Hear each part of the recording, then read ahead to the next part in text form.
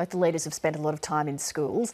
Education is one of Labor's key selling points in the campaign, and the Coalition has tried to ensure there's no advantage to Labor by declaring it will match funding dollar for dollar over the next 4 years. Every election seems to bring promises of better schools and teachers. So what's different this time around? A short time ago, I was joined in the Sydney studio by the Education Minister, Bill Shorten, and the Shadow Minister, Christopher Pyne. Bill Shorten, Christopher Pyne, good to have you with me. Good evening. Thank you. Every election we hear politicians promise better schools and higher quality teachers. I want you to tell me, in your respective policies, what is the most creative, innovative thing that you are doing to build Australian schools that are suitable for the 21st century? Bill Shorten. We're going to provide needs-based funding for the first time for all Australian schools, government and non-government. What we're offering is 6 years of funding certainty, and we've got a particular focus in that on teacher quality, on greater personalised resources for individual students, and of course, greater devolution of school authority so school communities can have a say over their futures. Christopher Pyne, what's the most creative, innovative thing in your policy? Well, we want to promise things that we know we can deliver.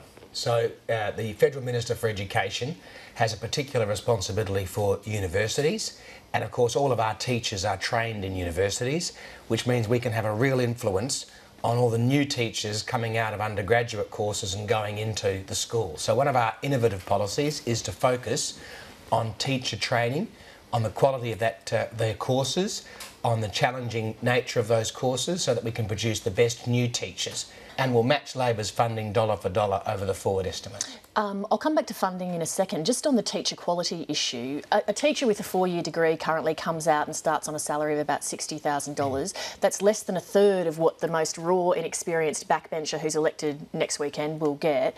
Is that really going to attract the sort of quality people who see it as a viable career that you want? Well, I think one of the problems with the teaching profession, the way we deal with it in Australia at the moment, is the archaic nature of the industrial relations system that surrounds it. And I think that Bill will probably agree with me in some respects, because he said this today at another forum, but we need to restore respect to the teaching profession. We need to make the courses more challenging so they attract people who want to do teaching as their first or second choice rather than their fifth or sixth choice, and part of that is to have the remuneration and emoluments of teachers matching what happens in the rest of the market. Do you agree with that, Bill Shorten, and if so, how do you address it? I grew up with a teacher. My mum was a teacher. A point which she's made to me over the past and more recently is that this country doesn't value its teachers enough. So how do you fix that? Well, I think, first of all, the payroll bill is paid by the states and by the non-government sector.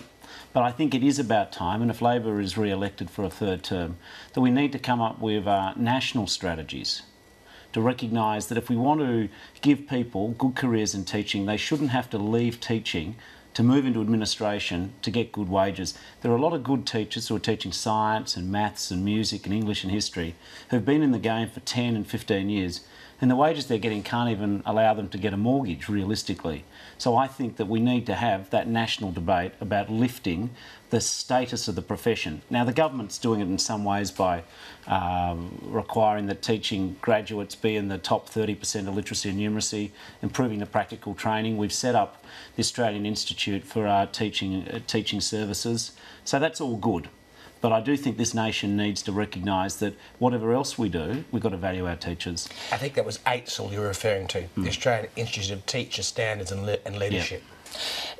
Bill Shorten raised funding and said that Labor had established funding certainty for 6 years going forward. The Coalition has said it will match Labor's funding over the forward estimates, which is 4 years. Will you commit to the extra 2 years? Well, the school funding agreement is a 4-year agreement and has been traditionally since the year 2000. And of course, the forward estimates of the Commonwealth Government are 4 years.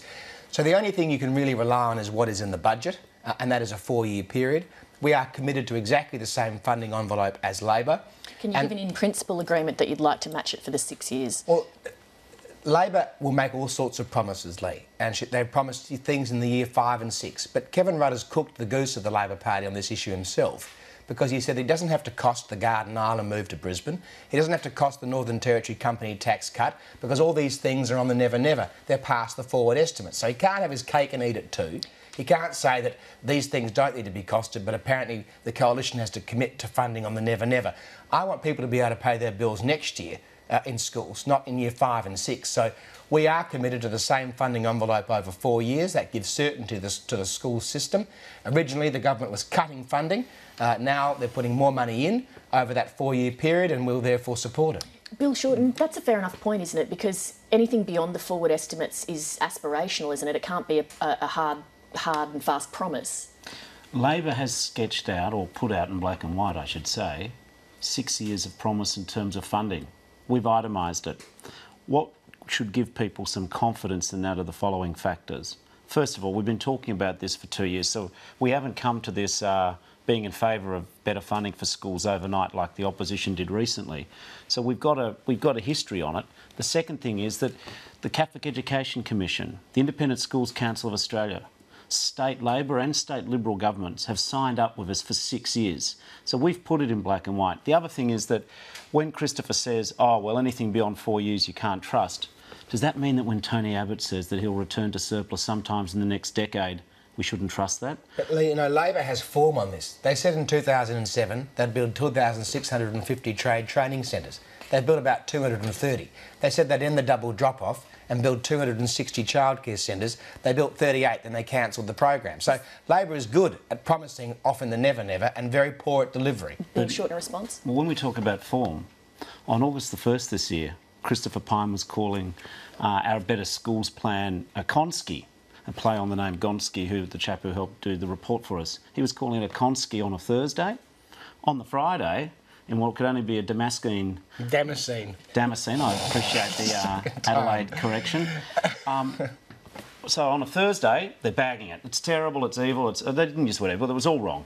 On the Friday, they said, obviously the polling overnight says, listen, we've got a gap on education, Labor's ahead of us, we better get on board with this for 4 years, not the full 6. What about Lee's That's question? true, that's no, but true. I'm coming, yes, that's right. But on the Saturday, the Liberal government in Victoria, they're not voting for me, they had a look at the Abbott offer on the Friday, 4 years.